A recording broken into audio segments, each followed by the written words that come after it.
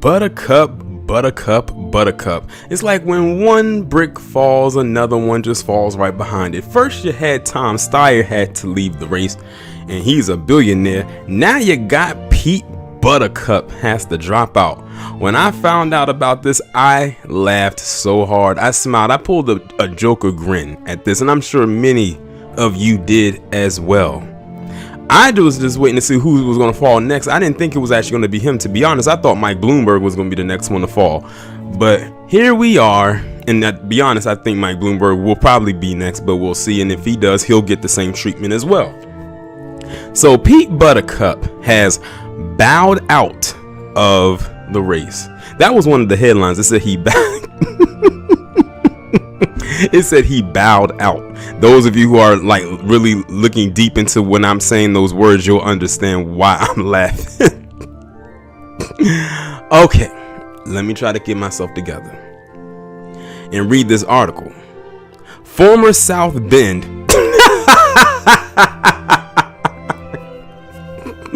Wow, the jokes practically write themselves. Now I didn't see that one coming. Former South Bend, more like for him it's probably more former South Bend over, Indiana Mayor Pete Buttercup announced he was ending the presidential campaign in which he was to set history as the first openly G-class man to win delegates in the race for the nomination of a major political party. His identity as a member of the Alphabet Academy aside, Buttercup's success in the campaign was a remarkable achievement. As the mayor of a mid-sized Midwestern town, he rose from relative political obscurity to become a viable candidate for the White House. His narrow one-delegate victory over Senator Bernie Sanders in Iowa was overshadowed by the vote counting chaos there, and his win remained in doubt until it was confirmed after a final recanvass and recount were completed. But with his victory, Buttercup achieved what would have been considered politically impossible just a decade ago. And on the night of the caucuses, an emotional Buttercup was clearly struck by the significance of what he had accomplished. He said his campaign success taught him to believe in American belonging, and that it left him remembering how it felt to be an Indiana teenager wondering if he could ever belong in this world. Wondering if something deep inside of him I'm so goofy right now. Meant that he would forever be an outsider. That he might never wear the uniform, never be accepted, never even know love. Now that same person is standing in front of you, a mayor, a veteran, happily married, and one step closer to becoming the next president of the United States. Buttercup came out in a 2015 op-ed in the South Bend Tribune months before being elected to a second mayoral term, with 80% of the 10,000 plus votes cast. In June, he told the Des Moines Register that he did not want his sexuality to be the only thing he was known for. Well, if that was the case, why did he put it on public display like that? Because then people are going to think that's what you're going to run off of. And to be honest, I can't even think of anybody in the Alphabet Academy who even once was campaigning for this guy. I can't remember one time that I see a sign that said gays for Buttigieg. I never saw that. You probably saw more of that for Trump, but never for him. He says, "I am proud of who I am," Buttercup said. "I am certainly very proud of my marriage and my husband. We don't shy away from that, and it's also not the only thing that defines me." Buttercup, a former Navy intelligence officer who served in Afghanistan, was one of the few military veterans in the race. As a Rhodes Scholar with degrees from Harvard University and the University of Oxford who speaks multiple languages, he also has some of the highest academic credentials in the race.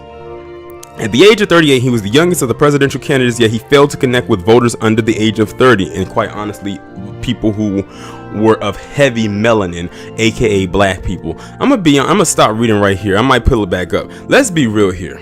Buttercup, the reason why you did not connect with black people is because you made that comment a few months ago saying that you didn't need black people's votes. Then it came out a couple months ago, and I did a video about it maybe a couple weeks ago, that you were for 3 consecutive years blocking black people from getting these I think it was like business grants or something like that, some kind of security grant, or I forget what it was, but it happened under you. So that's why you did not connect with black people at all, especially when you said out of your mouth you did not need the black vote. It was like, oh, okay, We'll take your word for it. And what happened? It came back and bit you in the ass. And the thing is, every other person who has dropped out and has been pandering to black people all have said something a time or other towards black people, and it has all come back to bite them in the proverbial ass. You, sir, are no different. And this is exactly what you get.